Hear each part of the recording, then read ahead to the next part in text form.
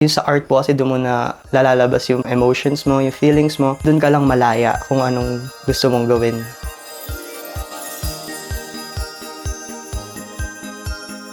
Hi, I'm Ian Christopher Sion Rubia, 22 years old. 22 years na rin po ako dito sa Habitat.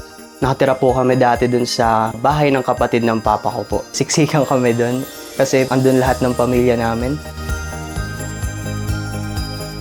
Mas maluwag. Naalala ko po nung bata kami, lagi po kaming kumakain dun sa gitna. Everyday din po, naglalabas yung mga neighbors namin ng mga ulam. Salo-salo kami lagi. Every Christmas, masaya lagi. Dito ka lang pwede maging komportable kasi sa labas, kailangan itong tao ka. Pero sa bahay, mga pamilya mo, free ka kung kahit anong gawin mo bilang ikaw.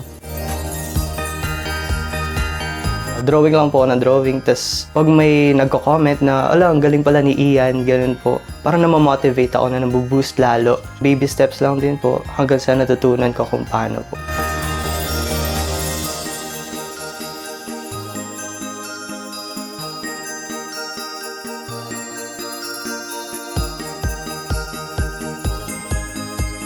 Simpleng batang nangangarap na yung gusto niya nung bata siya, which is kumpletong pamilya, simpleng tahanan, paunti-unting natutupad nung ngayon matanda na siya.